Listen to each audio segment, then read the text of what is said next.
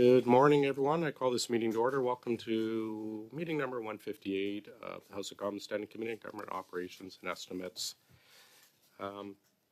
Before we get to our opening statements, we're having some IT problems again, so we'll do with our in-person opening statements while IT is trying to fix. If we can't get them fixed, we'll have to stick only with I think Mr. McDonald and our in-house in-person folks and Mr. Hicks for questions. We'll try and get it worked out. We'll start with you, Dr. Jaime. Welcome to OGGO. The floor is yours for 5 minutes, and thank you for your patience. Am I on? Yeah. Thank you for the invite today. As the chair said, my name is Dr. Angela Jaime. I'm the Vice Provost Indigenous Engagement at the University of Saskatchewan. I'm here to share with you today the University of Saskatchewan's Debewin, Tapwewin, and Tapwewin Indigenous Truth Policy. This policy, the first in Canada at any post-secondary institution, is for Indigenous membership and citizenship verification of documentation. USask has nearly 28,000 students, and nearly 4,000 of those students are Indigenous. Our policy's purpose is to protect Indigenous-specific space designed and designated for Indigenous people. Our core value of the policy is principles over personalities. The policy is about verification documentation that will be required for all incoming assertions of Indigenous membership citizenship by members of the university community where the claim may result in a material advantage or where the absence of verification would be otherwise contrary to the principles recognized in this policy. Our policy is not about identity. We don't use the terminology anywhere in the policy. This is about who claims you. The university is also not the adjudicator of what documentation to accept. It is the inherent sovereign right of Indigenous people to determine their own membership. We listen to the Indigenous governments to tell us what documentation they want us to accept from their members or citizens, and we follow the Inuit, Métis, and First Nations people of Canada. Any student or employee of the university seeking a material advantage is required to proceed through our verification process. Our in-house designed portal system collects the information and stores the documentation for review and verification. Our policy is part of a larger intention to decolonize the institution through our Indigenous strategy, Opahutan, Upahutan. Let's fly up together. We are committed to ensuring Indigenous space and resources going to Indigenous people. We've spent years, the last several years, working to indigenize the university, and this is part of that, to create safe and accountable spaces for all Indigenous people. Thank you. Great, thank you very much. Mr. Obed, please, for 5 minutes. Nakamik, thank you, and I really appreciate being able to speak here this morning. I'm the president of Inuit Tapiriit Kanatami. ITK is the national representational organization for the Inuit of Canada. All Inuit in Canada have concluded modern treaties with Canada. The Inuit treaty organizations are the Nunatsiavut Government, Mekivivik, Nunavut Tungavik Incorporated, and the Inuvialuit Regional Corporation. Our homeland, Inuit Nunangat, comprises over 75% of Canada's shoreline and over 36% of Canada's landmass. The social and economic disparities between Inuit and Inuit Nunangat and Canadians residing in the South is nearly as vast as this territory. The dramatic expansion of procurement opportunities for Inuit is one of the key elements of reducing these disparities. Canada is an Arctic state and requires a robust infrastructure, labor markets, and business climates in order to ensure Canada's Arctic is secure and prosperous. Canada and Canada's allies should support an Indigenous procurement policy that will enable Inuit, Inuit treaty organizations, and Inuit businesses to contribute to the business climate reforms, enhance labor market measures, and shifts in civilian and defense procurement policy to ensure a continued and growing Canadian ability to work in the Canadian Arctic. Inuit interests are Canada's interests within Inuit Nunangat. Our shared interests are our strength, and by working together we can make Canada a stronger, safer, and more secure country. Our work on procurement has most recently been developed through the Inuit Crown Partnership Committee. In 2016, Inuit and the Crown signed the Inuit Nunangat Declaration in Iqaluit Nunavut. This declaration establishes the Inuit Crown Partnership Committee, which is a vehicle for representatives of the Crown and Inuit leadership to identify shared priorities for action, to create work plans, and to work together on time-bound and whole-of-government deliverables to achieve our shared goals. One of our shared priorities is procurement and involves representatives of Inuit treaty organizations as well as federal officials from Indigenous Services Canada, Public Services and Procurement Canada, Employment and Skills Development Canada, Treasury Board Secretariat, Innovation Science and Economic Development Canada, Natural Resources Canada, CanNor, and the regional economic development agencies. Much of this work involves work to support the transformative Indigenous procurement strategy. Much of our work has been focused on developing definitions for Inuit businesses. Each Inuit treaty organization has already developed definitions of an Inuit business. In some cases, the definition of an Inuit business is related to Section 35 treaty rights, so both Inuit and the Government of Canada have experience in applying them. Together, the working group developed a definition of an Inuit business outside of Inuit Nunangat and revised procurement guidance and policies to increase Inuit participation in federal procurement. This guidance includes directing procurement officers to refer to the regional Inuit business firm registries when verifying who is an Inuit business. This is in line with Inuit self-determination, a fundamental part of economic reconciliation.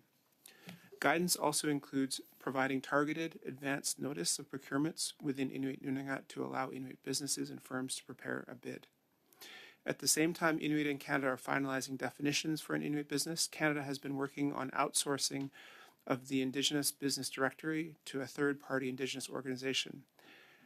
Indigenous Services Canada seeks to outsource this by March 31st, 2025. ITK is not in favor of outsourcing the Indigenous Business Directory. Inuit have a relationship with the Crown and not with a third party. Outsourcing may undermine this relationship and the work that has been achieved through the Inuit Crown Partnership process. Nakumik.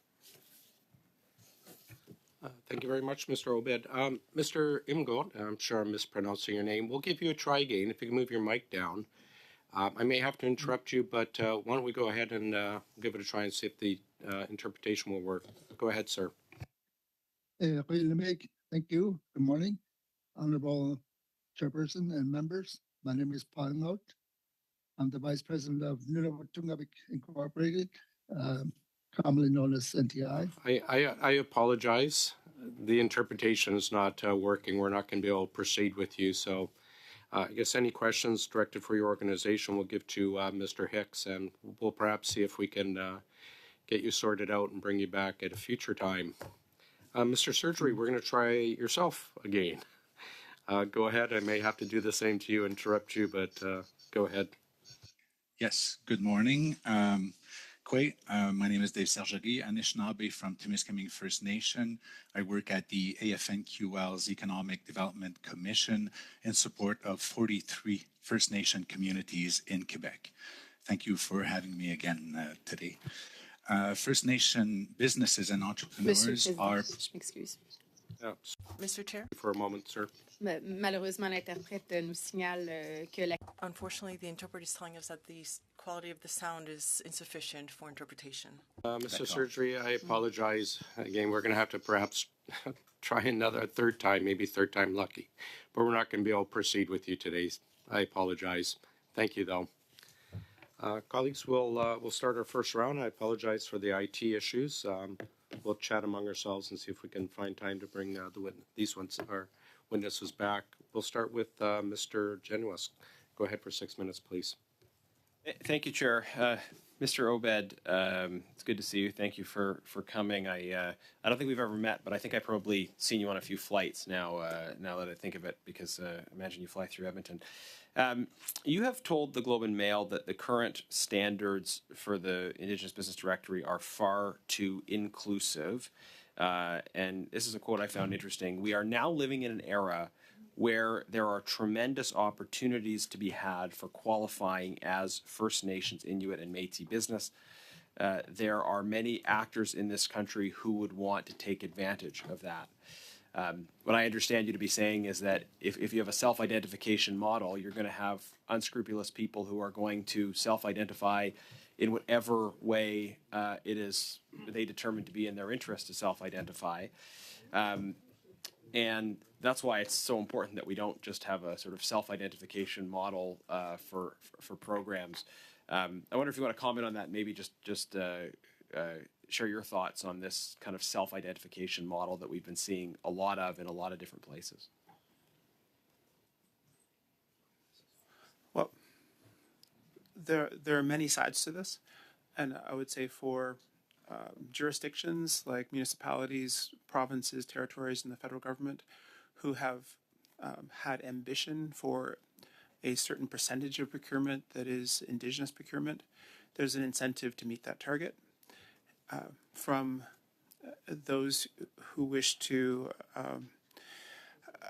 fraudulently take advantage of this particular space, there is an opportunity to find a way to be an Indigenous business to then take advantage of that material advantage, as Angela has described, to ensure that First Nations, Inuit, and Métis who have secured Section 35 status, have created constructive arrangements, whether they be modern treaties or other arrangements with the Government of Canada, that often have economic development considerations within them, that they are now competing with another class of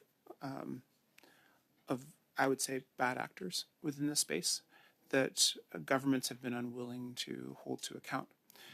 We need to go back into the relationship between, say, for our case, for Inuit.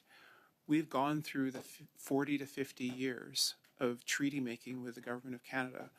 We have worked with you to compromise and create structures that we now are demanding the Government of Canada to abide by. We didn't ever anticipate that, say, our Inuit businesses would be then in competition with newly formed Indigenous collectives who don't have Section 35 status, who just assert that they are an Indigenous collective and then all of a sudden are eligible to bid on opportunities alongside the structures that we've created. Now, I think you made an important point there that there is a perverse incentive on the part of businesses to pretend to be Indigenous to take advantage of these opportunities, but there's also a perverse incentive on the side of the government, other entities that are trying to say we've met a target, that by having an overly permissive standard that in reality includes non-Indigenous businesses in the category of Indigenous, they can trumpet having met some kind of a target, which they in reality haven't met. And I think we do see a lot of that from this government, a desire to show success, which is beyond that merited by the evidence. I want to ask you about enforcement as well, because there's an issue of what the review standard is and who qualifies, but there's also an issue of enforcement. We found this on subcontracting, for example, that there are clear rules on if you're benefiting from that Indigenous procurement opportunity, that you can't subcontract exclusively to non-Indigenous businesses. There have to be a third of your subcontracts have to be Indigenous businesses as well. Yet there's no tracking of subcontracting. There seems to be a complete lack of enforcement around that subcontractor rule, which allows a bait and switch as well. It has a promise that there's going to be subcontracts to certain companies and then not there. So do you have reflections on the enforcement around some of these rules and the extent to which that's part of the problem? Yes, and it also touches on the position of Inuit Tapirikinatami that the enforcement should not be given to a third party external to government. The federal government has the tools to enforce. Third parties often do not. They don't have the legislative base, they don't have the resources, and often they don't have the general terms and conditions from government to do that particular work. So if we want to be real about ensuring that Indigenous peoples benefit from these Indigenous incentives, or the entire structure, like why this exists at all, is based on inequity. It's based on the rights of Indigenous peoples to participate. And we need enforcement. We need recourse and remedy for those who wish to take advantage of these systems or do not qualify for them. So what we've pushed for at ITK is a very clear definition of who Inuit are.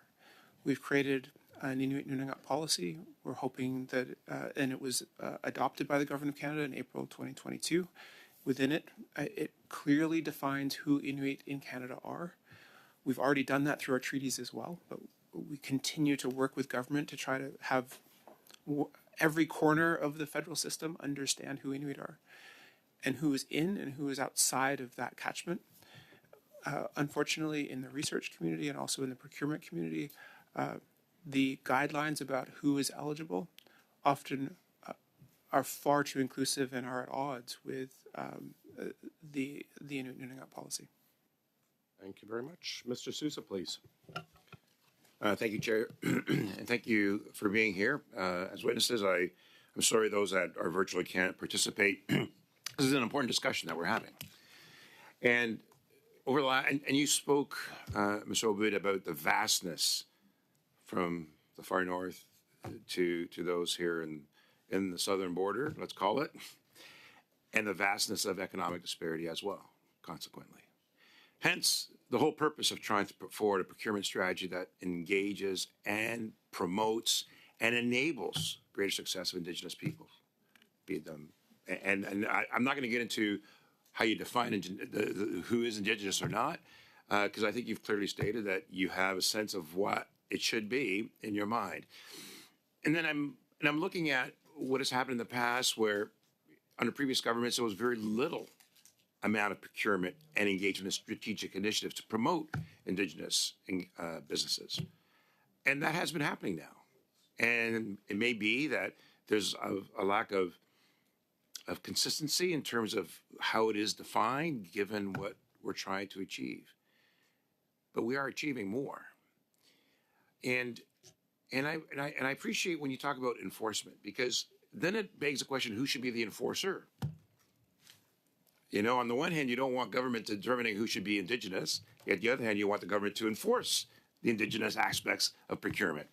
So we have to be sensitive about how we proceed in a way that facilitates a collaborative engagement with members of the communities. And when I consider where it's been to where it's going, I'm encouraged by it. Can we do better? Absolutely. So can you give us a sense then of your engagement with government when it comes to this matter versus private sector? So are you involved in private sector procurement? I know you're concerned about other RFPs or other bids that may or may not include members of the Indigenous community, so we need to protect that. But at the same time, you want to bid on contracts with private sectors who are not Indigenous specifically. Can you comment on that? Thanks for those questions. To one of your points, like it or not, the federal government has been in the business of working with First Nations, Inuit, and Métis to define who Indigenous peoples are in this country. Our modern treaty process, which was spurred in the 1970s through the Government of Canada-led negotiations, protocols or frameworks or guidelines, demanded that we create land use and occupancy studies, that we then negotiate provisions around beneficiary status. So, and these are agreements that are shared between Inuit and the Government of Canada. So it is the business of the Government of Canada to work with Indigenous peoples on creating status, and which is why then we hold government to account for the negotiations that were concluded and the constitutionally protected agreements that we have that include beneficiary status for all Inuit in this country through the 4 treaty organizations. We want to lean on all that hard work in the way in which we undertake how Inuit participate within Canada's economy and in the procurement for federal contracts. Inuit have relations with many different private sector industries. Inuit have, and again, we lean on our modern treaties, our land claim agreements, especially for large-scale natural resource extraction projects where we Mr. have... Obed, so I'm going to interrupt for a sec. I've frozen, I've paused the clock. We do have bells ringing. Can we have UC that will continue with our witnesses and then we'll vote virtually and we'll suspend for about 5 minutes to do that? Wonderful. Thanks very much, everyone. Please go ahead, Mr. Obed. Yes. So we have structures in place to ensure that, and the subnational level, and Nunavut Tungavik hopefully can be able to answer this as well, have structures in place so that for private sector opportunities, each of our treaty organizations have positive relationships with these sectors and can benefit as much as we possibly can from these opportunities. At ITK, we focus more on the federal government. We are a national organization, and so that's what I'm more comfortable speaking about. Thank you for that. And I do appreciate the work that you do in regards to some of those major projects, especially up in the Arctic, where there's an issue of sovereignty. There's an issue of defense. There's other competing nations that are trying to also infiltrate in some of those projects where the Indigenous people are playing a major role with private sector mining companies and so forth. And I commend you for those. You talked about the need to do this right in order to promote your success. You talk about the fact there's a lot of opportunity that we need to tap into as we go forward. So the processes that have been put in place, are they facilitating that ability? And I'm just comparing to what it's been in the past. Very little was done by previous governments to where it is now. And we need to do a lot of things to improve upon it. But can you comment on where it's been and where it's going? Well, I think of an example, the North Warning contract, and it was operated with an Inuit joint venture for a number of years, and then it was passed to Raytheon, which is a U.S. company, and the North Warning contract provides support for all of the dew line sites across Canada's Arctic, across a number of latitudes. And it is a joint American-U.S. American-Canadian project, and dates back to the Cold War era. Inuit are now operating that contract again, and we were very pleased to be awarded that contract in the last couple of years. But that, I think, is a scenario where if we had a structured relationship for procurement at the time where the defense contract went from an Inuit-controlled interest to an American-controlled interest, perhaps that wouldn't have happened. Perhaps there would have been more considerations in place for Indigenous interests or Indigenous businesses that just weren't formalized at that time. So there has been a lot of progress, and we see more and more Inuit businesses who are wanting to work on federal contracts, who are mobilizing to do that with partners or by themselves. And thank you, Mr. Obed. Now, we're about a minute past our time, but we wanted to give you a lot of opportunity to answer the question. Ms. Gill, welcome to OGGO. The floor is yours, please. Merci beaucoup. Thank you very much. Thank you, Mr. Chair, and thank you to all the witnesses for being here this morning. I have some questions, both for Ms. Jaime as for Mr. Obed. Also, there are a number of elements that you raised in your opening remarks. I'd like to hear more about certain points. You talked about some obstacles, some challenges.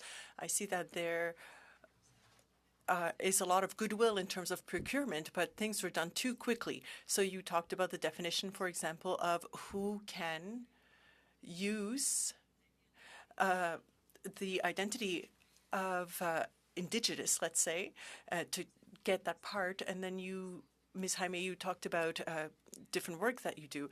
And also there's work done for 2025, and there are some people who are getting help from the Indigenous Services areas. And what would the difference be between somebody who's Inuk, but the criteria that would have to be the business, would the business be considered to be Inuk? I mean, there might be subcontractors, the employees, others that work with the company. I know that could be a little bit unclear, but I think that should be at the center of the thought process.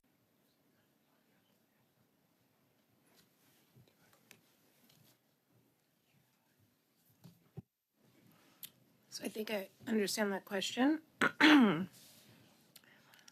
What were our obstacles? So at the University of Saskatchewan, we do procurement, and we use our policy for procurement process. And for anyone who is going to seek Indigenous specific space, so for these kinds of contracts where it's for Indigenous companies, they go through our process for verification of documentation. We're not asking for their lineage. We're asking for the documents that the community itself is requesting that we accept. So we do have an agreement with ITK, who adjudicates the 4 collectives, the beneficiaries' documentation. And so when we get Inuit people who come to the University of Saskatchewan seeking Indigenous specific space, they submit their beneficiary card, and we double check that with ITK, who then communicates that with the 4 collectives.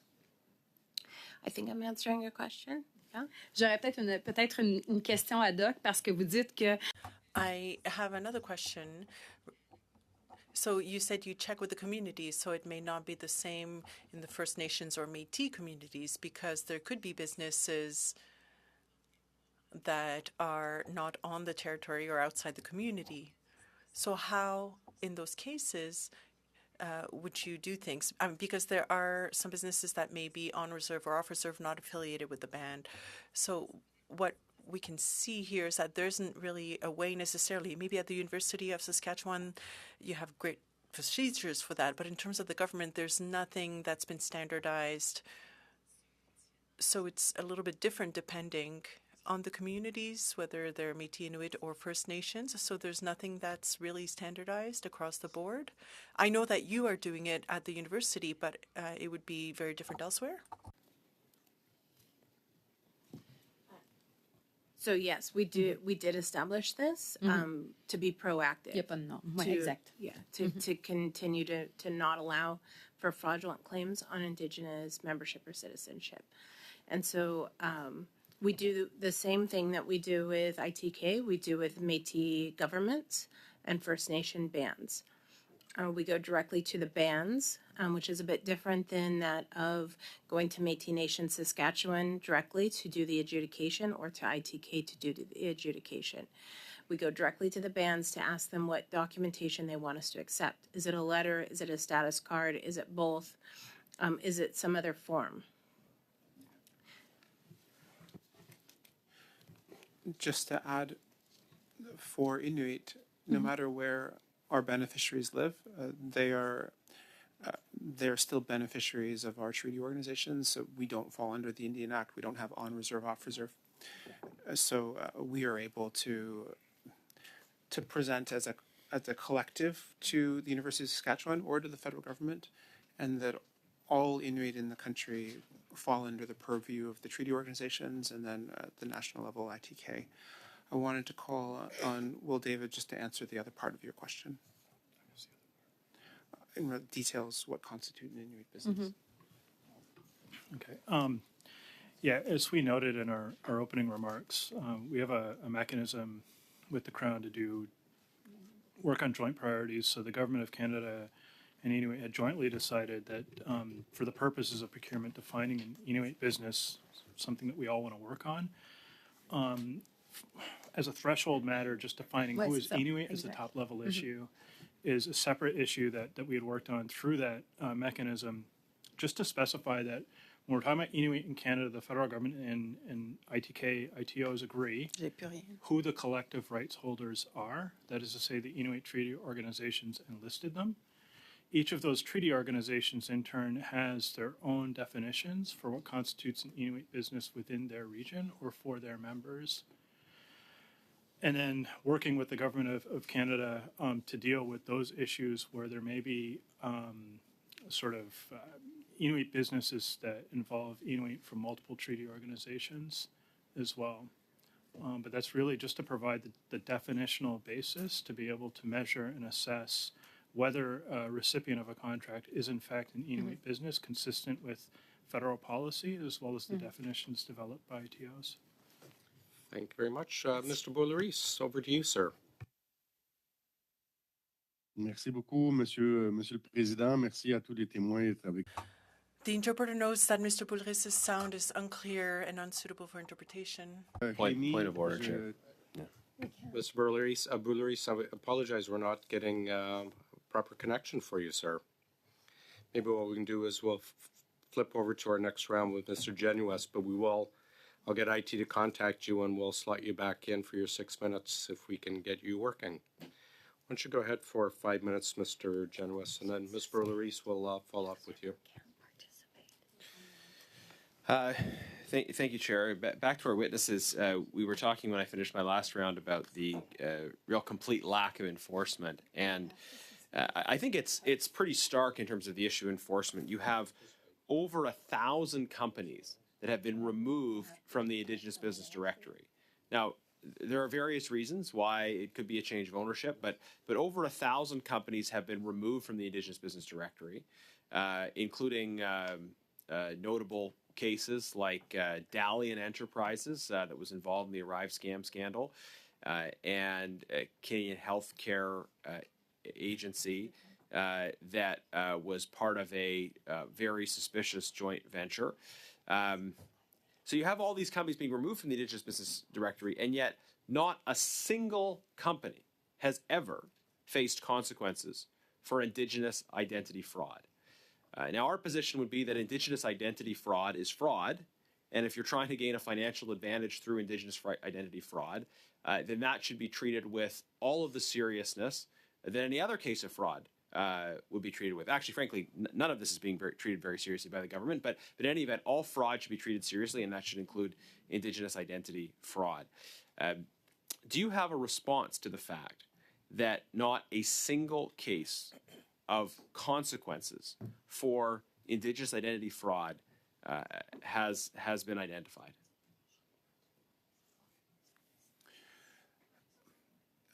It's unacceptable. We are hoping that in the future, this country will create legislation or will create enforcement mechanisms for existing legislation to treat this issue for what it is, fraudulent activity. We do have growing case law. Just this year, an individual has been sentenced to federal prison, a 3-year sentence for her role in defrauding Nunavut Tungavik. It's too bad that Nunavut Tungavik is not able to speak about this today. We also know that in the United States, there have been cases where individuals or groups, collectives, who have fraudulently identified as Indigenous peoples have been sentenced and served time in jail. Fraud is fraud. And some of this meets the threshold of millions of dollars, and it should be treated with the same consequence that any sort of other fraud within the business community is dealt with. So we look forward to strengthening the enforcement mechanisms in relation to this scenario, which is frankly growing, and if it is not checked, it will become an existential crisis within this country for the delineation between who's Indigenous and who is not, and another form of colonization where those who are not Indigenous are taking material advantage from Indigenous peoples. Thank you. Those are very strong words. Existential crisis, new form of colonialism, and thank you for sharing your reflections on that. The time is running short, but do any of the other witnesses want to comment on the same point? No need to if you if you agree completely. So, okay. What percentage of federal government contracts do you see as presently going to properly identifiable Inuit businesses? Thanks for that question. This also leads us into another point, is that we currently do not have the data to be able to understand from a distinctions-based what the Inuit percentage of Indigenous procurement is. And we have worked through the Inuit Crown Partnership Committee to ask for this data. We don't have it yet, but it would help us immensely because we were all trying to reach a threshold, and we would love to be able to start. You don't have it. Do they not have it, or are they just not giving it to you? I don't know. Okay, well, let's make this simple. Does the committee agree to order the production of this information? Okay, great. We can help you get access to it through the committee then.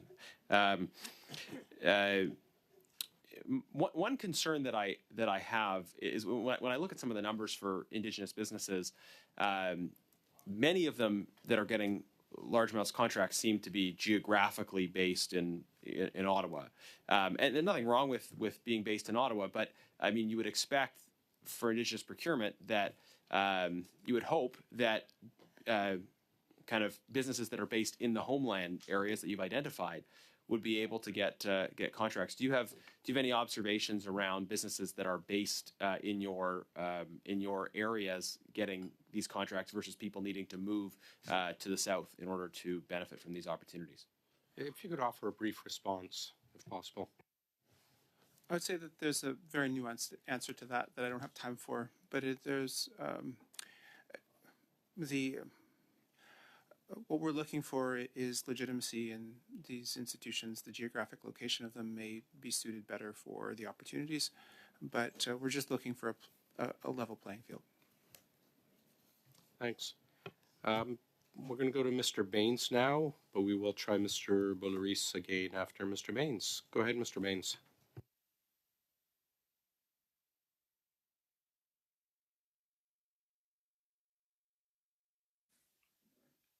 Thank you, Mr. Chair. Is my sound good? I didn't get a chance to do sound check, but I'll continue with my question first. No, this day is just jinxed. You're not coming through well. I just found out that Mr. Boulerice has changed some settings, so he might be good to go. So why don't we actually go back to him, and we'll try and get yours sorted out. I have a feeling. I apologize, everyone. Mr. Boulerice, let's try again, please. Oui, parfait. Merci, Monsieur le Président. J'espère que maintenant, c'est plus correct et adapté pour les interprètes et que tout va bien. No, I'm afraid it's not working. Mr. Baines is not working. Can we go to Mr. Kuzmirchuk? You're next on the Liberal list. Sure. Thanks. Go ahead, Mr. Kuzmirchuk. Thank you.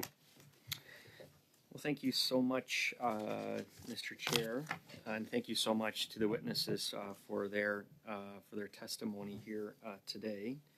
I wanted to ask Mr. Obed, you had mentioned large-scale natural resource projects and the opportunities that represents to Indigenous communities.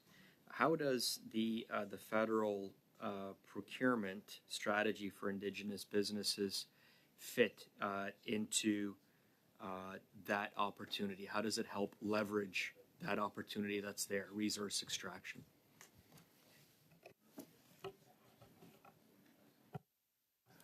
Well, if you think of the holistic opportunities there are in Inuit Nunangat, government is by far the largest employer within our jurisdictions. Natural resource extraction is also a significant part of Inuit Nunangat economies. The ability to create a business and then stage that business, grow it, is so different than in the South. And so often the large-scale construction work, even some of the resource extraction work and construction is seasonal. It's in operations phases, often it's year-round, but the opportunities are not spread out over 365 days, if you will. The opportunities that then we have to create businesses that then can go to after federal contracts, and I'm thinking of the opportunities that will come to pass for defense and sovereignty, in particular, are sometimes very similar to natural resource extraction, especially for construction, operation, maintenance, like infrastructure across Inuit Nunangat. Many of our businesses provide site services to mining projects or construction opportunities for mining projects. That links in with the investment opportunities that Canada has in the Arctic for increased infrastructure. So we're looking to create a scenario where there's certainty within our business community if you create a business, if you grow it, there are going to be opportunities, and the procurement from government contracts is one part of your business imagination or opportunities, and then the natural resource sector is another. Inuit have been champions of economic development, but within the framework of our modern treaties and the compliance of all businesses to our land claim agreements and to the provisions within our agreements about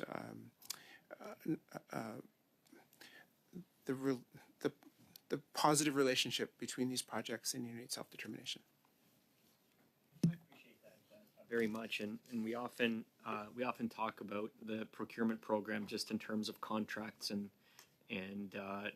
economic opportunities, but this is also a training opportunity, the opportunity to build a talent pipeline in Indigenous communities. If you can maybe just talk a little bit about how the procurement strategy for Indigenous businesses boosts skills development and the talent pipeline in Indigenous communities. How important is it for that? A lot of business opportunities flow not just to private Inuit entities, but also rights holding institutions. So we have development corporations in each one of our regions, and sometimes there are up to 3 in one of our jurisdictions in Nunavut. And their stakeholders, the people that they work for, are Inuit. And often their boards have an obligation to hire a percentage of Inuit employment, have aspirations to have Inuit in senior management or leading projects. And that is above and beyond government requirements often. And it is an essential part of their reason for being. Having more access to government contracts and through procurement allows for these types of companies to flourish instead of those that are fly in, fly out, that don't have a mandate to increase Inuit employment, Inuit participation in the workforce, and don't return dividends back to Inuit communities. So the increased participation for Inuit in federal procurement allows for Inuit self-determination to fully take shape, and also in our aspiration for self-governments allows for us to take care of our citizens in a more complete way than we do now. Time? Okay. Question, go ahead. I imagine it also strengthens just the networks within Indigenous communities in terms of mentorship, and that again strengthens opportunities for Indigenous communities. Is that correct? Right. Thank you for filling in, Mr. Kuzmirchuk. We'll go to Ms. Gill for 2.5, and then we'll suspend to vote. Go ahead, ma'am. Merci, Monsieur le Président. Thank you, Mr. Chair. Well, clearly, the issue of fraud, one of my concerns, because the 5%, the real 5% and the appearance of 5% is something we're working on. And I come from a northern riding where 50% of the population is Indigenous, with lots of great innovative businesses. But I know that the location of the communities means that it can be more difficult to be more competitive. I was wondering if the process for obtaining contracts, is it sometimes more difficult for Indigenous businesses to participate fully because the competitiveness issues, because of the resources and so on, the shorter seasons, as you mentioned, all of that is the same in my writing. So I'd like to hear what you have to say about that, what the situation is now, what we can do. And earlier you said, earlier you had answers that perhaps you didn't have time to complete. You said there were lots of details, some of them, so you could please go ahead and complete also. That would be great. Thank you. In relation to procurement, there are all sorts of ways for a status quo to be maintained.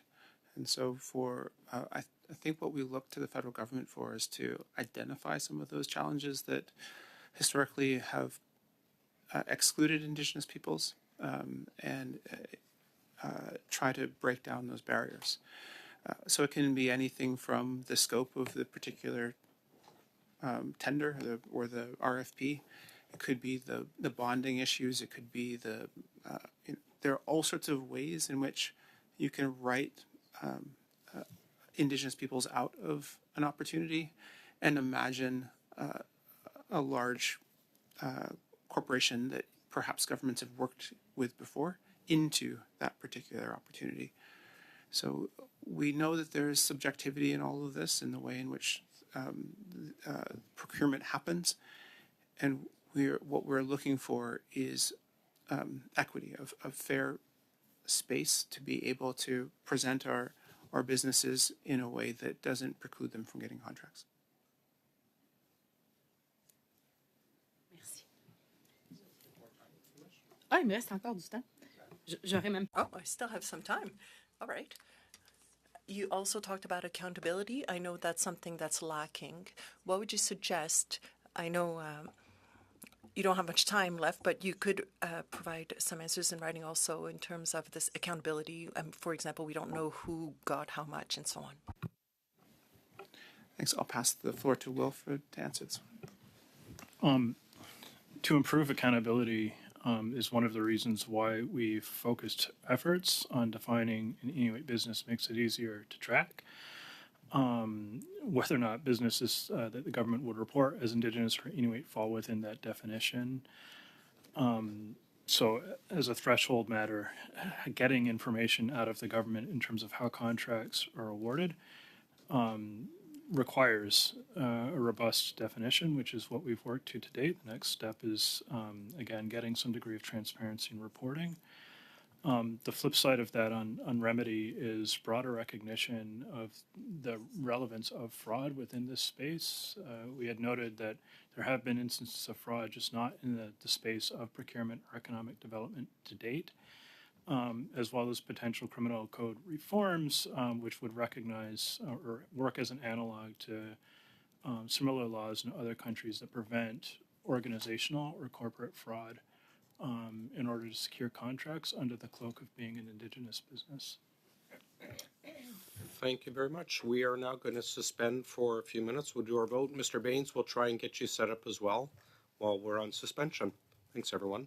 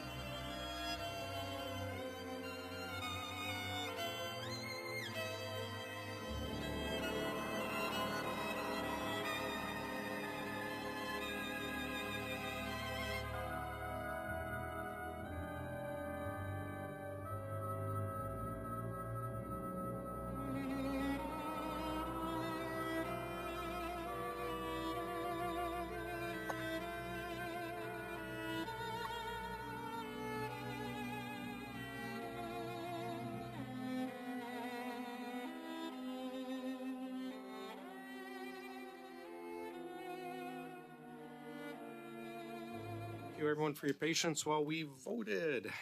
We're now going to go to the NDP. We're going to combine the two rounds. If you're keeping score sheets, we're in our second round. So we're going to go combine the two, so you have 8.5 minutes.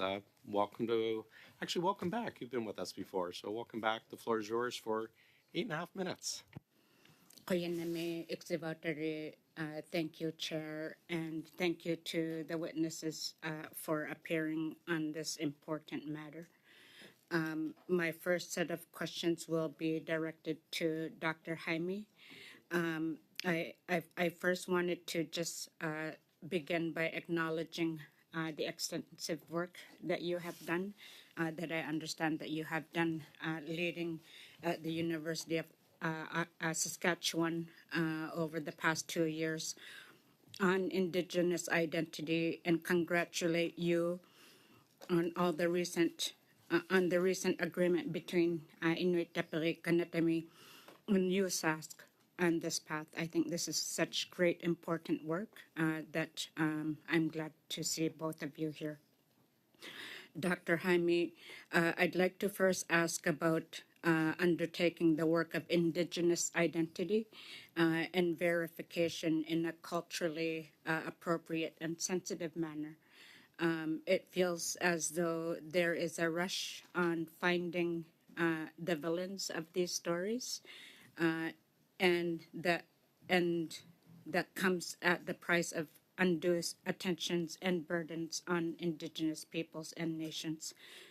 Can you describe some of the considerations that individuals, organizations, or institutions should consider before approaching an Indigenous group about an individual's citizenship in a specific nation? Thank you for that question. We've had feedback about whether or not asking for documentation is a burden upon the individual, and then the verification being adjudicated by the community itself. And the feedback that we have received directly from the community has been that they prefer that rather than for the university, which has no business making these determinations. That the community make the determination, and they are willing to take on that burden. The ones that we've had that conversation with, it's their sovereign right, and we're honoring that and respecting it. With the agreement with Métis Nation Saskatchewan, with ITK, with other First Nations communities within Saskatchewan, they've all been very forthcoming and responsive to our request and asking what documentation do you want us to accept, rather than us making that decisions. So there's always a burden, but I think that Indigenous people are always willing to take on the burden to ensure that that space is taken up by Indigenous people. Dr. Jaime, I know that your work is very motivated by high-profile cases of identity fraud at the University of Saskatchewan. And without a doubt, there are instances of fraud at other institutions or organizations who are completely unaware of the fraud that's taking place in front of them, or they are unwilling to do the work because it's too embarrassing or inconvenient. What would you say to those people who are either unmotivated to do this work or don't care to do it? And I ask this specifically because we need to find out why it's so important that non-Indigenous peoples undertake this work, even if it might do some reputational damage. Thank you. Excellent question.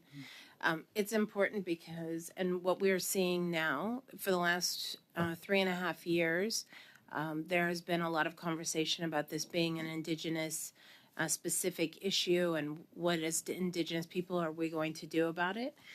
And while that is true, we did have conversations as academics together in two different forums. We now realize so much more about these institutions across Canada are making these decisions with non-Indigenous people at the helm. And so how do we help to ensure that they're making the right decisions? And so non-Indigenous folks need to be brought to the table to have that conversation. That's the next phase of this conversation. Our task force that developed this policy was all Indigenous. Our standing committee is Indigenous. One of the messages that I deliver whenever I'm doing this presentation on our policy is that we have to, as institutions, they have to trust their Indigenous employees, their Indigenous decision makers, their senior leaders. And that's not been the case in the past. And so making sure that resourcing the opportunity for them to do this work, that they are putting them in positions that are decision making and not just advisory.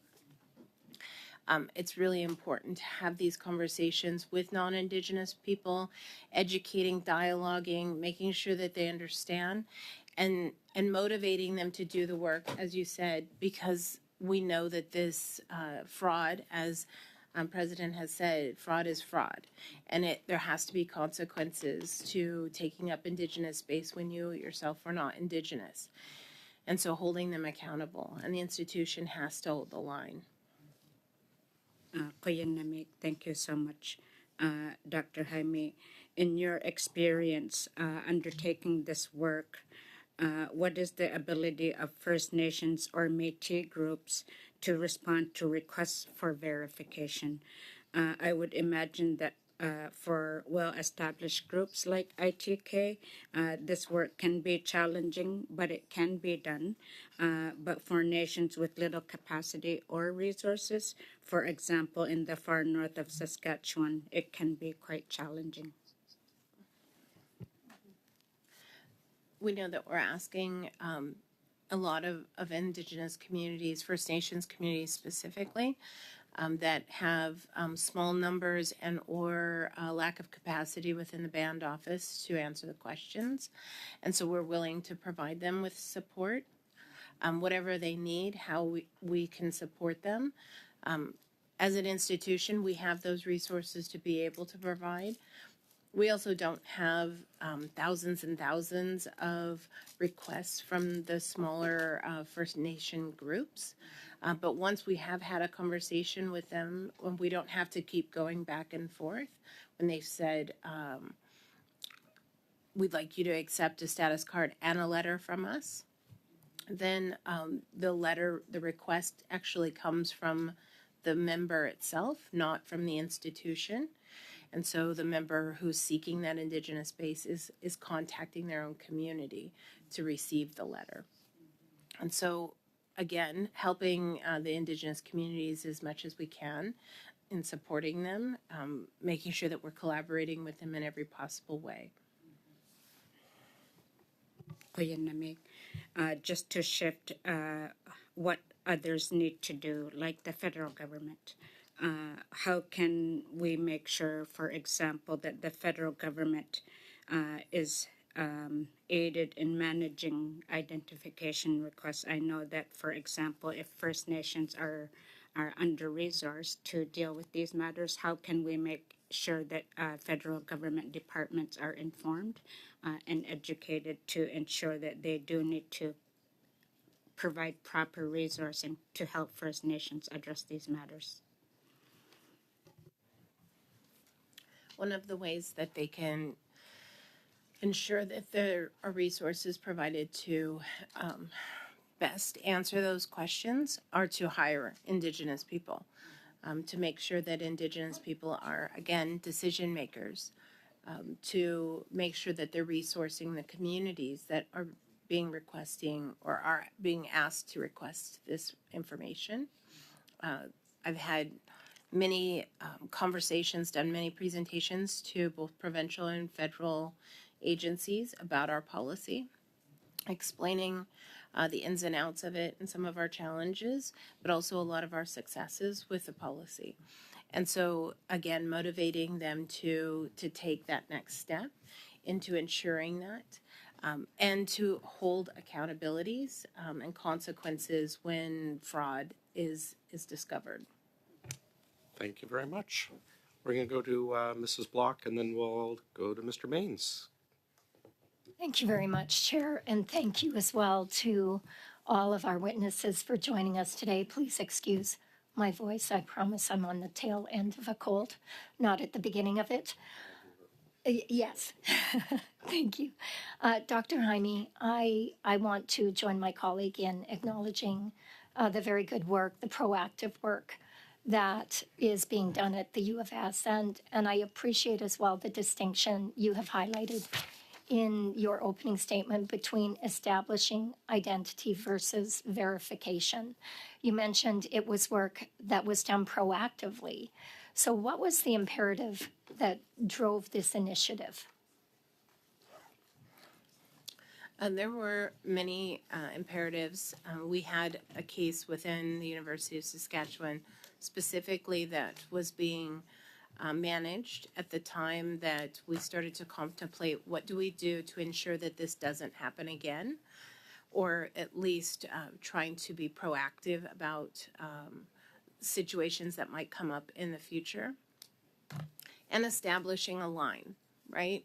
Establishing that there's accountabilities that an institution has to ensuring that that space be held by Indigenous peoples.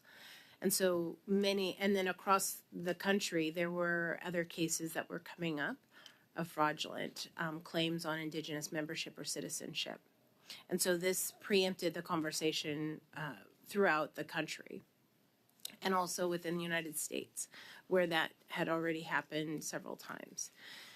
So this being sort of forefront on how do we protect that space, create safe and accountable spaces for Indigenous people, and a policy made the most sense. Not just a process, but something that had teeth to it and that had accountabilities and consequences as well. Thank you. I know that you already outlined the process in response to a question by Madame Gill that you use to verify if a person who claims to be Indigenous is in fact Indigenous. Have you ever been confronted with a situation where you have been unable to verify a claim of indigeneity by an individual? We've had a couple, not many. I would say one or two that have come up, and at present time are not able to complete the verification process because a community maybe doesn't have Section 35 rights, is not part of the bilateral agreement. That doesn't mean that in the future, if that were to change, that the individual could come back and then go through the process successfully, but at present time would not be able to. There have been other scenarios where individuals have submitted verification or documentation for verification, and it hasn't been the documentation that was requested for us to accept. And that we've asked the individual to go back to their community and to seek that documentation. And so then we're not actually the ones denying them. It's the community that is holding them accountable as well. Mm-hmm. Typically, those that are seeking that space and are fraudulent, a policy like this really deters them from proceeding forward, because they know that there are set guidelines. There's a standing committee that adjudicates that, and that we're working directly with communities. So we've had fewer and fewer opportunities for individuals to claim and to be fraudulent. Yeah, thank you. You highlighted a specific case that began the process of creating this policy. What, if any, consequences would an individual face for having been found to have fraudulently claimed indigeneity? So if an individual is So at present time, if you're seeking that space, you automatically go through the process. And so it sort of preempts fraud, right? So they're either told they're verified or they're not verified. If it's an individual who's already in the institution and is an employee of the institution or a student and has sought space before the policy existed and is now navigating to occupy more Indigenous space, specific space, then it triggers the policy so that they then have to go through the process. We weren't able to grandfather everyone who was in the institution already in those Indigenous spaces into the policy immediately. They would have to navigate through the institution in order for it to trigger the policy, would have been violating the human rights. So now when a professor who's been there for 20 years wants to apply for a grant that's Indigenous specific, they have to check the box that they're Indigenous, and then immediately they're sent to my office to go through the verification process. So there's a way that it triggers those that might have been in positions and had been fraudulent. And then at that point, if they're not able to successfully go through the process, then they're denied the ability to hold that space. If someone is Sorry, we're quite a bit past our time, but I think we'll be able to get back to you. Yeah. Mr. Baines, let's try again, sir. Go ahead, please. Thank you, Mr. Chair, and thank you to our witnesses for joining us today. I'm going to begin with my first question to Mr. Obed. You indicated that you value accountability and enforcement mechanisms that come with government oversight. We've heard from some other witnesses about having them value an Indigenous-led process that's independent from the complicated relationships nations have with government departments. Do you have any suggestions on how we could bring these two systems together that may be fundamentally opposed?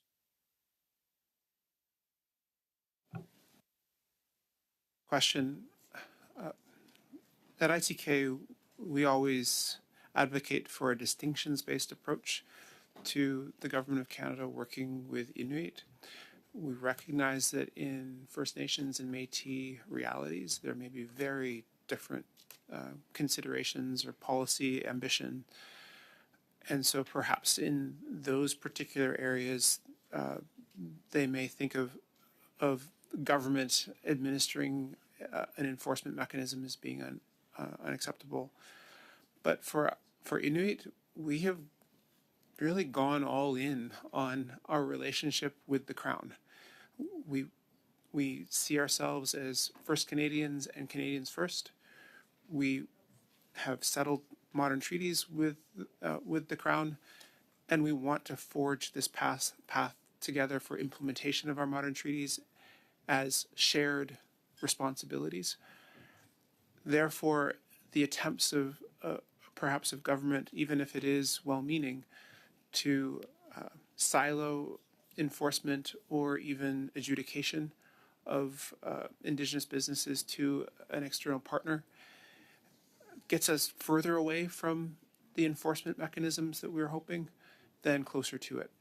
Ultimately, we want recourse and remedy for those who violate, whether it's our human rights. We've advocated for a long time for an Indigenous Human Rights Tribunal, or in this case, accountability to not being an Inuit business, but being eligible under this procurement strategy and having to go through a third party who doesn't have the weight and power of the federal government in order to do anything about this particular violation.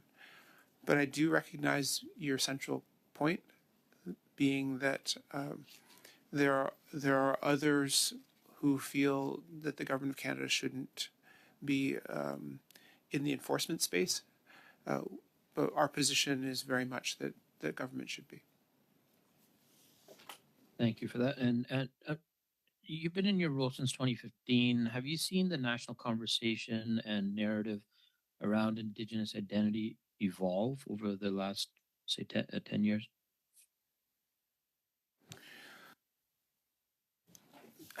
Yes, I could have never imagined when I took on this responsibility in 2015 that so much of my time and the time that Inuit Taprik Kanatami spends would be on protecting the constitutionally protected status of Inuit against fraudulent collectives that claim Inuit status or individuals who either I or our organization have had to interact with in government and in academia who turned out to be the nomenclature of pretendians, of people who were not Indigenous who gained status, whether it be in the academic or government or the private sector, based on being something that they weren't. Which is why it is so imperative that we short circuit these opportunities for bad actors. And we have had too much experience with these scenarios to think that it is somehow a one-off or one or two people who got caught. This is a movement, and the ability to create an Indigenous collective in this country and then immediately have an opportunity to get education, health, economic development benefits is there for the taking. And I'm not saying anything that's a secret. It is an open secret that people are driving a truck through. And we need some way for the federal government to be a leader to stop this. Thanks very much. Is this something? Sorry, Mr. Baines. That's our time. We'll go to Mrs. Kusi and then Mr. Jouari. Go ahead, please. Thank you, Chair, and thank you to our witnesses for being here today. Dr. Jamie, I'll go back to you a little bit to talk more about these memorandums of understanding. So can you please clarify why you believe that it's important to ensure that it is the Inuit people who benefit from programs set aside specifically for Inuit? Yes, thank you for the question. It is absolutely, and I'll mirror or echo some of the things that the President has already said.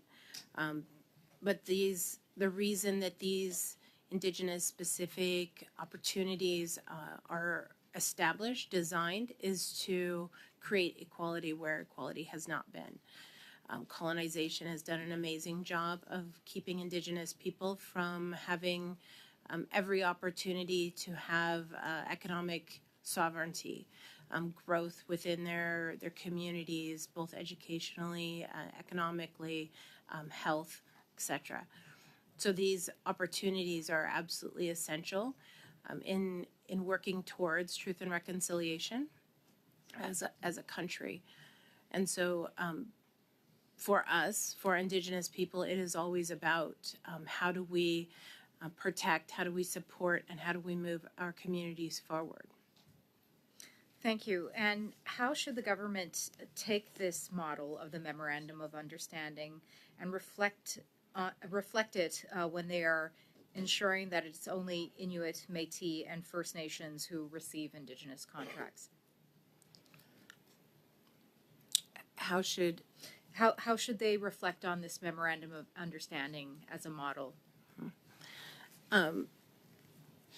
It has worked really well for our institution as a colonial institution. Again, it's not our right as an institution to make these determinations on who is and who isn't, and that information, that decision needs to be held within the Indigenous communities themselves. Their governments make these decisions. We have to trust and honor that sovereignty. And have there been any other similar memorandums of understanding for other Indigenous nations at your university? Yes, we have one with Métis Nation Saskatchewan. We have several with First Nations communities within the province. And then those that are benefiting from the Jay Treaty, south of the border, New Zealand, Australia, we call in and we have conversations directly with those communities, those tribes, to do the verification of their own members who might be seeking that space. And have these additional MOUs helped ensure that those who are members of these Indigenous nations are those who benefit from the specific set-aside programs? Yes. Excellent. I just wanted to make clear for the committee and for our witnesses here today that this study came about as a result of another study which the committee spent a significant amount of time on, the Arrive Can scandal, and it was in finding that two of the major contractors under GC Strategies or in concert with GC Strategies, Dalian and Koradix, were not necessarily being found to provide contracts for Indigenous communities that benefit Indigenous employees specifically, Indigenous Canadians specifically, and that's really the genesis of this study is this finding that occurred as a result of another study. So I just wanted to make that very clear. This is not a rush to victimhood, a search. This is an attempt to correct what we found to be lacking in Indigenous procurement as a result of that one specific study. My last question for you all is that recently there have been issues of members of Parliament and their claims of indigeneity.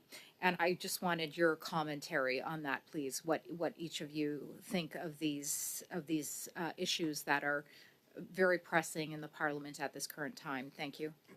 I'm afraid we only have 10 seconds for one of you to respond. I would just say that the integrity of being an Indigenous person in this country is a solemn identity, and it shouldn't be used for political, personal, private, economic gain. And it's unfortunate that that continues to be the case, not only in the House of Commons, but across this country. Thank you. Thanks very much. Mr. Jouari, please. Thank you, Mr. Chair. Welcome to our witnesses, and thank you for your testimony, and thank you for talking about some of the critical issues that we are facing and some of the key recommendations you made. I'm hoping that these will make it into the report and we have a solid base to work from going forward. President Obed, you recently announced the next step for Inuit University. I found that very interesting because one of the themes that I believe I heard was that there are a lot of opportunities. However, we don't have the capacity, and capacity building needs to be at one of the cornerstones of us being able to not only play within the Indigenous procurement, but also play outside of the box of the Indigenous procurement. And there's some witnesses that they talked about the fact that really they don't have to play in the indigenous procurement strategy. They go out, and because of their capability, they can. So I found the fact that you are announcing in university, specifically in a Nunavut University. How do you think this institution will work? First of all, congratulations. Second of all, how do you think this institution is going to work on an intersection of capacity building as well as economic opportunities for the Inuit? I'm always happy to talk about our university. First and foremost, it'll be an Inuit-governed institution. It will be open to whatever students wish to apply, but it will be governed through a mix of independence, but also links to Inuit treaty organizations in that self-determined process. It will be a particular opportunity for a particular type of student. We have university courses that are often relationships between southern-based universities and governments to provide, say, nursing or Bachelor of Education or law programs. And those graduates do wonderful things in our communities. We hope to create 6 disciplines which are holistic, but get us to the very key considerations for the building of our society, greater prosperity, success within our communities, and would that be in business or government or research, running the gamut of those things. We hope to open the doors to Inuit University in 2030. We have a lot of work to do. We're hoping that there will be federal legislation that will underpin the creation of the university. We're hoping to have relationships with other universities so that we can have transferable degrees or be a part of Universities Canada.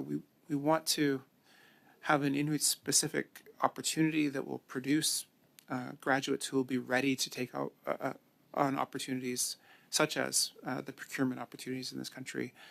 But we want, first and foremost, to create a degree that is globally recognized and that is transferable within the country, and that can be, I think, just another lever towards prosperity within our society. And the very wonderful idea is that you wouldn't have to leave your jurisdiction and leave your culture and your language behind in order to get the skills to be successful in whatever field you choose to go into in this country.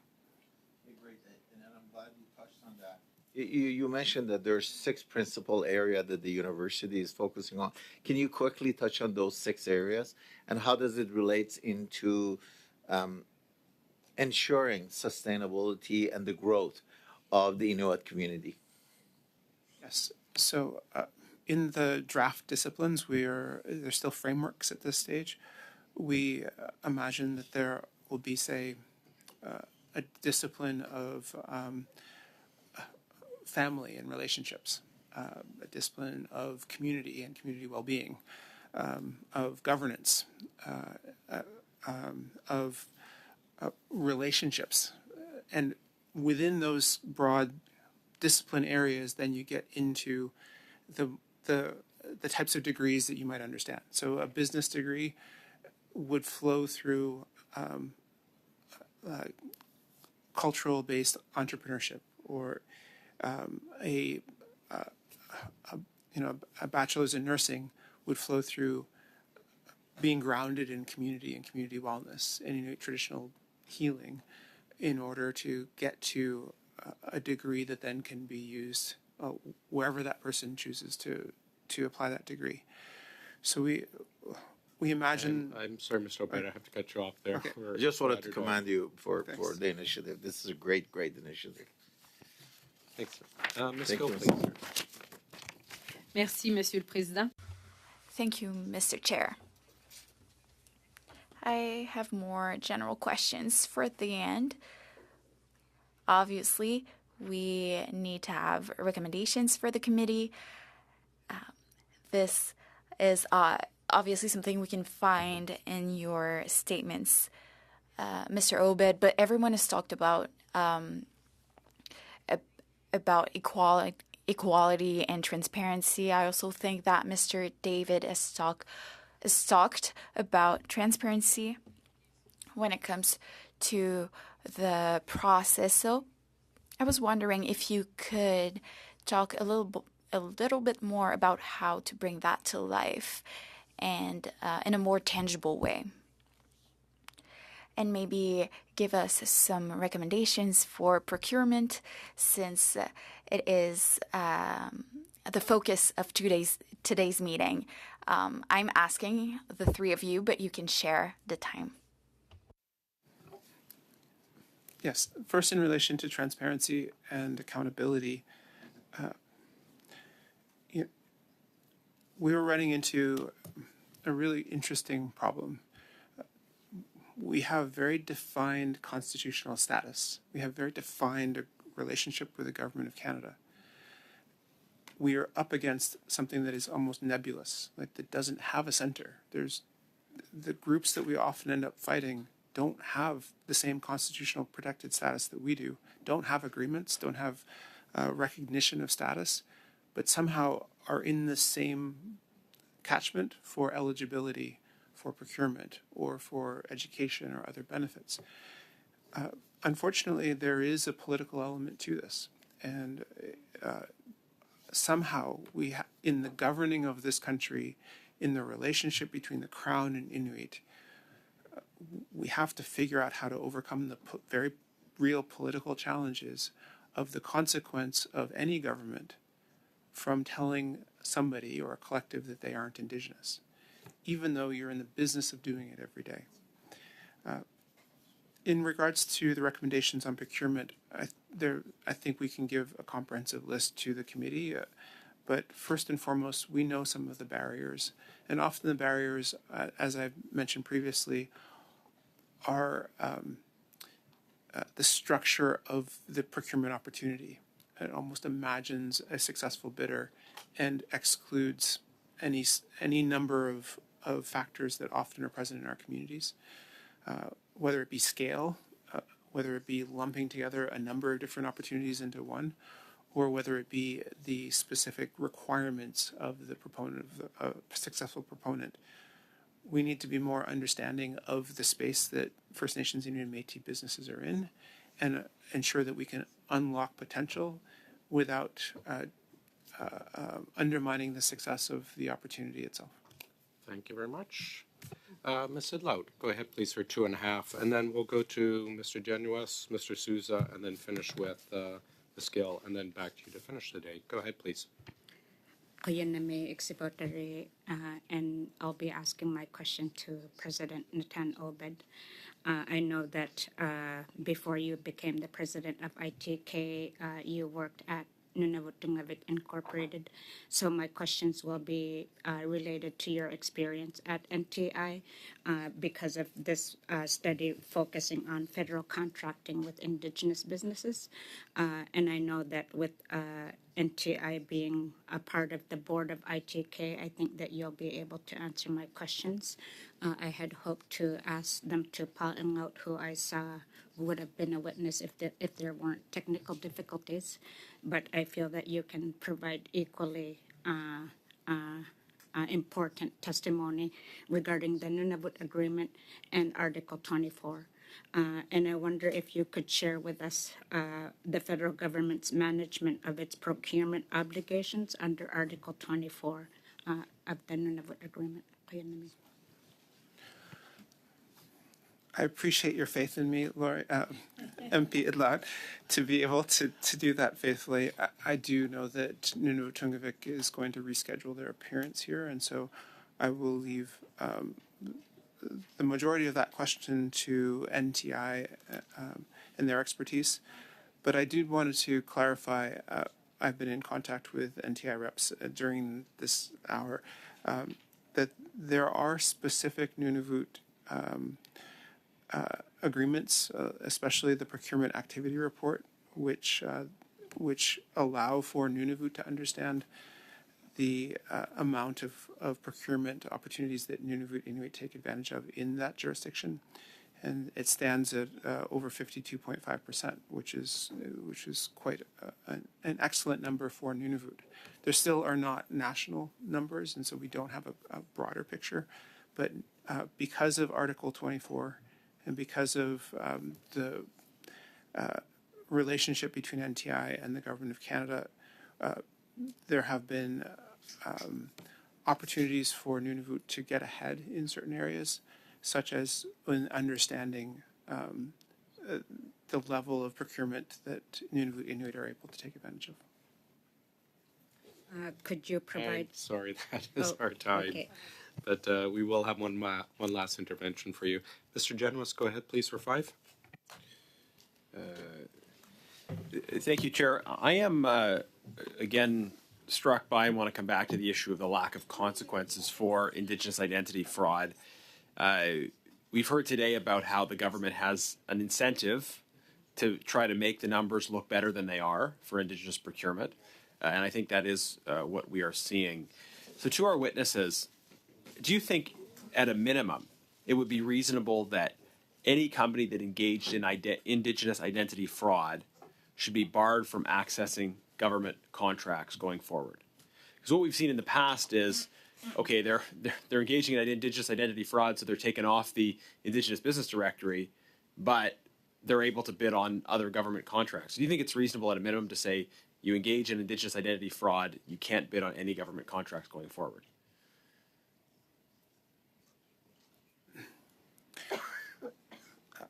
Perhaps if we're just imagining what the consequence, I would hope that there are severe consequences for any business if it takes the form of not being eligible to bid on other contracts. That could be a great avenue to pursue.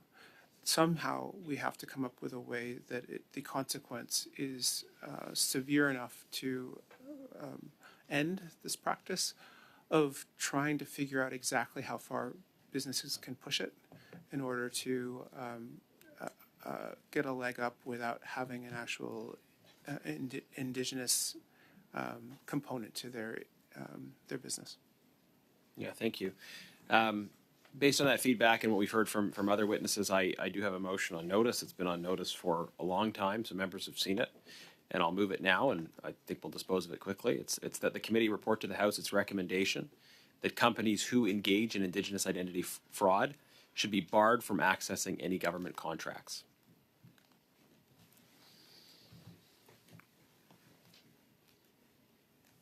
Start a speaking list. I don't have anything to add. Very fine with this, colleagues?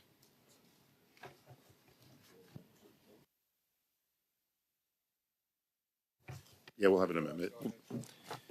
Yeah, we'll have. I mean, Mr. Souza, sorry. Yeah, we'll be proposing an amendment. Just give us a moment. We're just preparing one. Yeah, how long is it going to take? That's fair. It's not a surprise. It's been on notice for a long time. For how long are you going to be? As much as I hate to disagree, or I hate to agree with Mr. Genuis, he is right. It has been on notice for a while. Do you have it ready? Can you read it into the record? More being prepared right now so that we can have it properly submitted and distributed.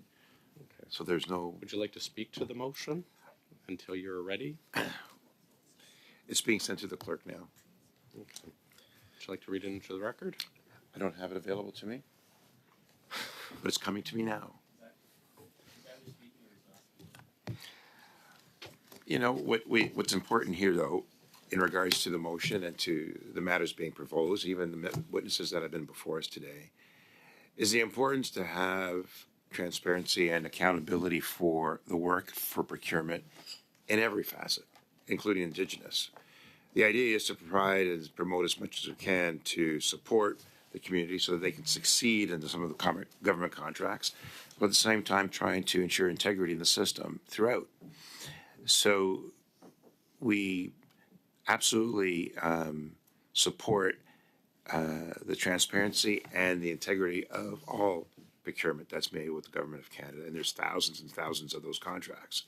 And so we want to make certain that that is indeed the case. And the witnesses that have been before us have recognized, too, that it's important for us to support the Indigenous community to try to foster some of those contracts. And that is what has happened. There are many who may want to provide support. Sorry? We have received it. Perfect. Thank you so much. Do you want me to read it into the record, or would you like to do that on our behalf? You can read your own amendment or by all means, allow me to read it into the record. I'm going to suggest we're close to 1 o'clock. I'm not sure we're going to be able to. I was going to say, I'm going to ask the witnesses just to stay to 1 o'clock, and then once we hit 1 o'clock, I'm going to excuse you folks while we attend to this. Go ahead, Mr. Souza. I'm just trying to find the amendments here so we can read into the record. I can read it into the record. I would like to pass it over to my colleague. Go ahead, Mr. Kazmierczak. Yeah. Thank you, Charles. So the amendment would be as following, that the committee include in its report on Indigenous procurement the recommendation that companies who engage in Indigenous identity fraud should be barred from accessing any government contracts, and happy to speak about that.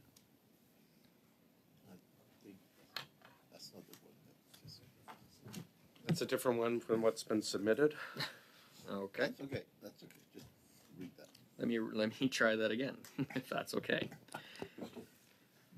So, that the committee agree to include in its study report on Indigenous procurement the recommendation that companies who engage in Indigenous identity fraud should be subject to the ineligibility and suspension policy in accessing any government contracts.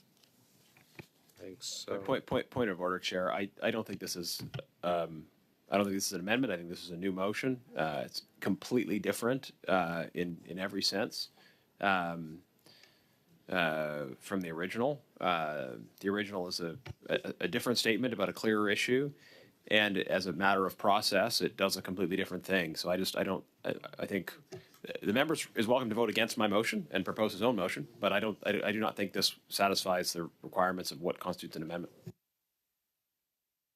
Mr. Chair, if I may just ask for a brief 1-minute suspension.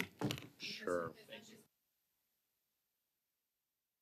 Peut-être avant de suspendre, la motion. Perhaps before suspending, the motion in French isn't actually very good French and doesn't, correspond to the English, so I have to kind of make an effort to try to get it translated. It doesn't really mean much in French as it is. Thank you. Here, I'm afraid.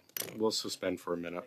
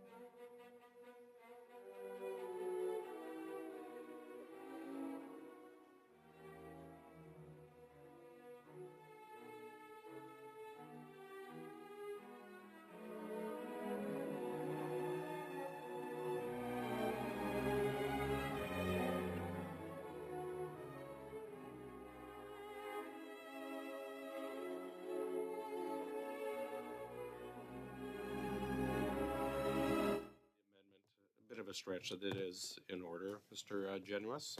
So I'll start a speaking list on the amendment. And while we're doing that, our wonderful clerk is trying to translate properly. Because the government can't seem to do that, apparently. But go ahead, Mr. Genuis. Yeah, Chair, just to say that our motion is a very clear statement that those who engage in Indigenous identity fraud should be barred from accessing government contracts. And that is completely neutered by this government amendment, which no longer says they should be barred, but instead they should be subject to the ineligibility and suspension policy, which is to say nothing at all, because every applicant is subject to the policies of the government. It turns us into a complete and total nothing. I'm disappointed in the government. I thought it could be a clear-cut matter that we would say that Indigenous identity fraud is fraud, and if you engage in fraud, you shouldn't be able to get government contracts. Government apparently is not prepared to say that, so we're going to vote against the amendment and in favor of the motion. And I think again, let's move on with that. Go ahead, Mr. Souza. I mean, the point of our deliberations, those that are watching in regards to the work that's being done, is to determine and provide recommendations as to how we should proceed. So we're now trying to preclude those recommendations. We're trying to exempt the witnesses and all the work that's being done by circumventing that work. The idea is to provide this committee with the opportunity to engage with the witnesses, to determine and have the discussion and have the appropriate debate, and then come forward with recommendations. And I presume these would be one of the recommendations made by the opposition as they proceed in the final report. So, I mean, that's how I view that motion. You're taking an extraordinary step without giving the privilege and the rights of those that are here before us to provide some recommendations. In fact, one of my questions to the witnesses was that very issue, was to request from them what their recommendations would be in terms of doing our final report and how to best proceed going forward with regards to the activities. So I think that the motion as it was done originally precludes that process from taking steps. And again, he's using this committee as a film studio to do so many other things he's doing on the side. I would appreciate just focusing on what we're trying to do here for the benefit of the Indigenous community. And I think that's why we've made the appropriate amendments to ensure that that step is taken. Thanks. Next on the list is Mr. Kuzmierczak, who should hopefully pay attention to the speaking order. And then after Mr. Kuzmierczak, I don't have anyone. Oh, thank you. Yeah, I think this is I think there's agreement that this is an important recommendation. And I don't think we disagree with the intent of the motion. However, the question that it raises for me is this is a recommendation. This is a recommendation that ought to be in the report. We are studying Indigenous procurement here at committee. We've had a number of meetings. We had a number of witnesses. And the purpose of this is for us as a committee to bring forward recommendations. And so I think my colleague's motion does two things. One, it skips a very important step along the process. I'm going to interrupt you for a moment. We're sending out the proper French translation now. Okay. Madam Gill and everyone else. Okay. Yeah, so again, my disagreement is not with the spirit of the motion that my colleague, Mr. Genuis, has brought forward. It's simply that it skips a very important step. And that important step is that recommendation ought to be part of the study, of the report that we are conducting here as a committee. And so it ought to be first in the study report, and it ought to be as part of the recommendations that we bring forward as a committee. And so, it raises a question: what is the purpose of committee if the things that we discuss, the recommendations that we bring forward, completely skip the study, skip the report that this committee does, and goes directly to the House? And I think that's what we're trying to address in this sub-amendment, or excuse me, in this amendment, is to basically say this is an absolutely valid recommendation. It's important. It just needs to be first and foremost included in this committee's work, in this committee's report, and then subsequent to that, the committee has a choice whether to, doesn't have a choice, but votes on whether to submit the report to the House, and that's the discussion, and that's the sort of normal process. So, again, I don't object to the spirit of Mr. Genuis's report, motion, but I do strongly feel that we're skipping a step here. We're undermining the work of this committee in doing that, and that amendment, that recommendation belongs first and foremost in as part of the recommendations of this committee in a report. So I think that's where our objections to the original motion, and I hope that Mr. Genuis can find common ground and support this amendment, because again, we're trying to do the same thing. We agree with the thrust and the spirit of that motion, but we do believe that it skips a step, and it ought to be as part of the committee report. Thanks. Mr. Sousa.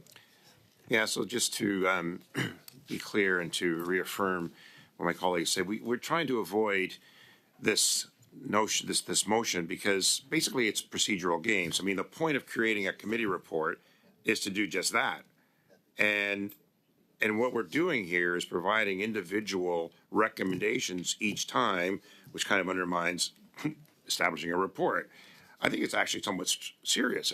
We shouldn't trivialize this motion, because we see it as being a procedural game, and we really shouldn't behave that way. again, in respect to the witnesses that have been called before us, to give them the opportunity to comment and then put forward appropriate recommendations as opposed to doing one off each time. I have no one else on the speaking list on the amendment. We'll go to a vote. We shall go to a vote on the amendment. Sir? Mr. McDonald?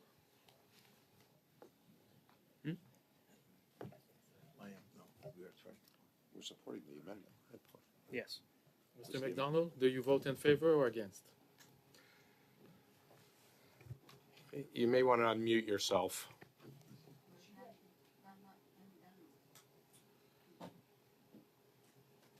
Good Lord. Okay, favor? Mr. Baines? Yes. Mr. Johari? Yes. Mr. Kuzmichak? Yes. Mr. Souza? Yes. Ms. Block? No. Mr. Jennings? No. Ms. Kuzi? No. Madame Gill? Non. And Ms. Idlout?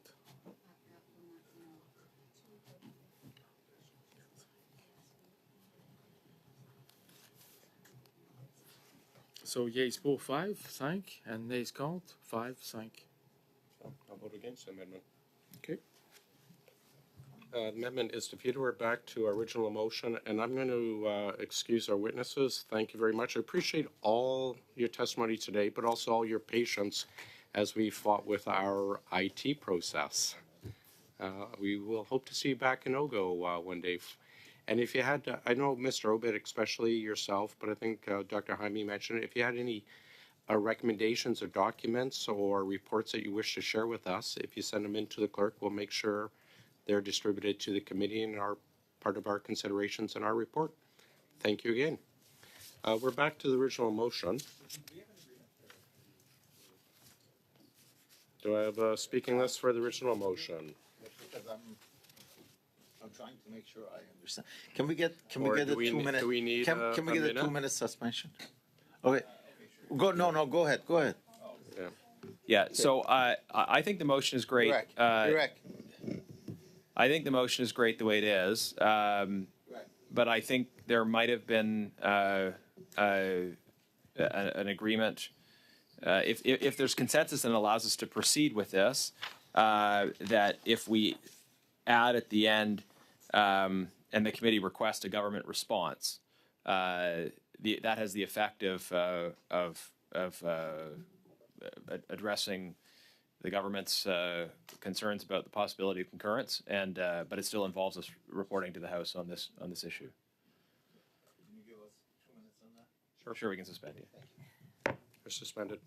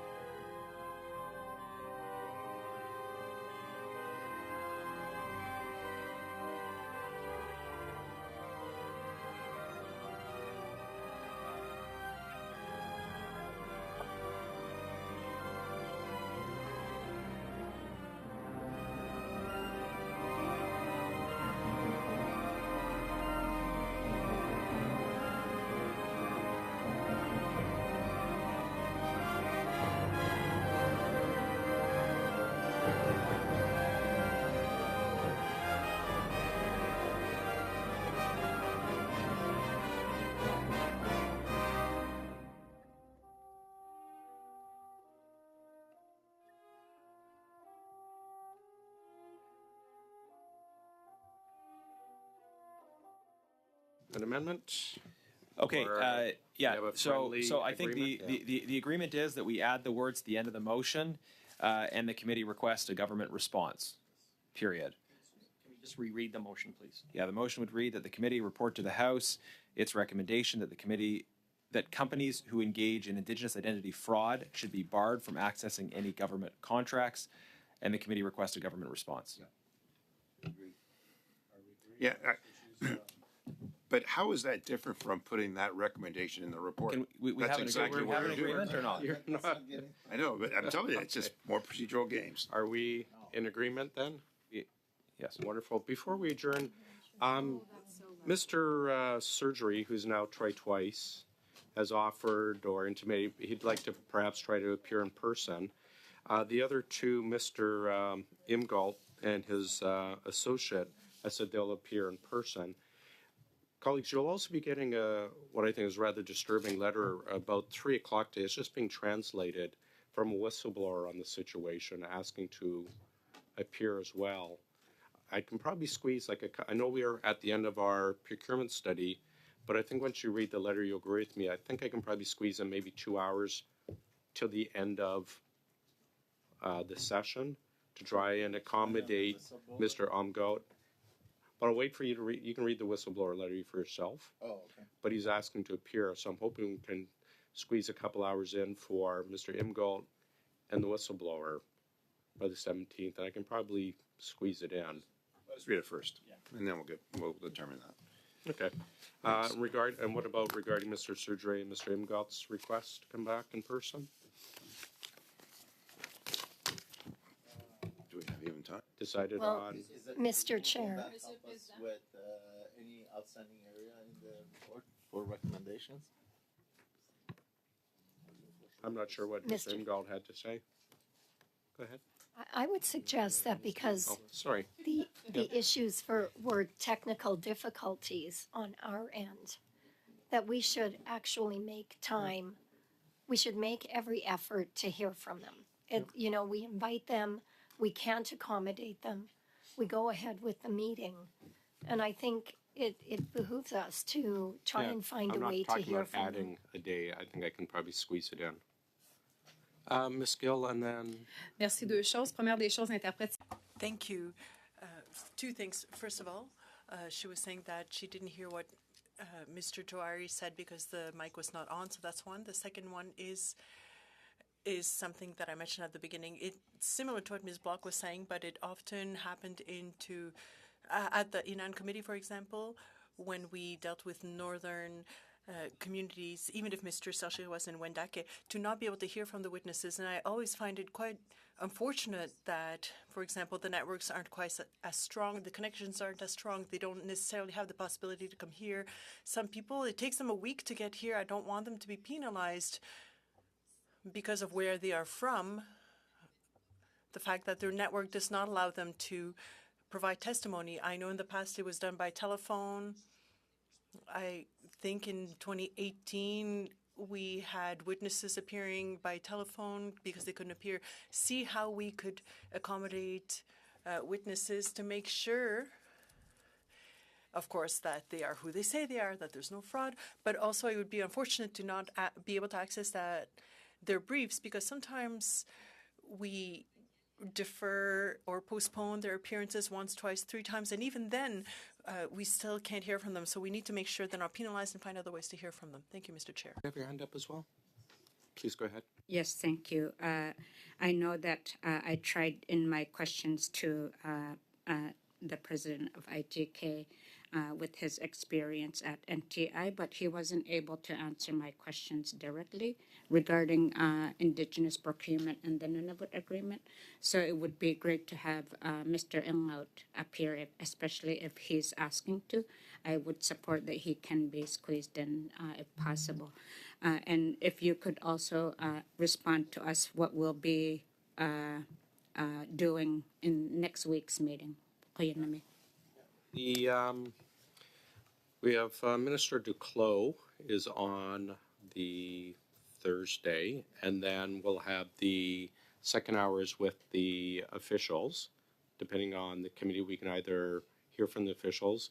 we've already passed the estimates in the committee, but we do this often where the minister comes after the fact because it's just timing. We have the minister, and then second hour is officials, or we can fill in the second hour with people we've missed. Tuesdays is, right now, I think it's the procurement ombudsman. Mm-hmm. Yeah, procurement ombuds. And we can do 1 hour him, 1 hour squeeze in witnesses we missed, and then perhaps one from the whistleblower letter. Or we'll just do the whole 2 hours with the ombuds.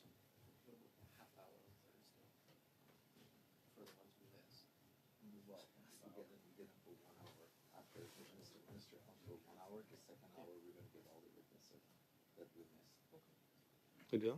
Yeah. Yeah, because I don't think there's a lot in the in the subs for PSPC and the minister. Well, they'll be with the minister anyways. Thursday for an hour, yeah. Okay.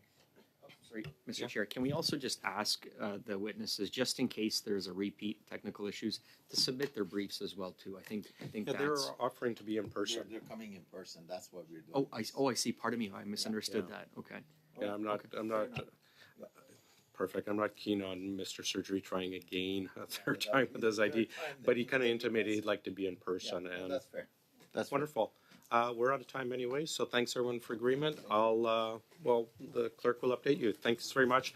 And thank you everyone who jumped in and filled in for others because of our IT issues. I really appreciate it. Thanks. We're adjourned.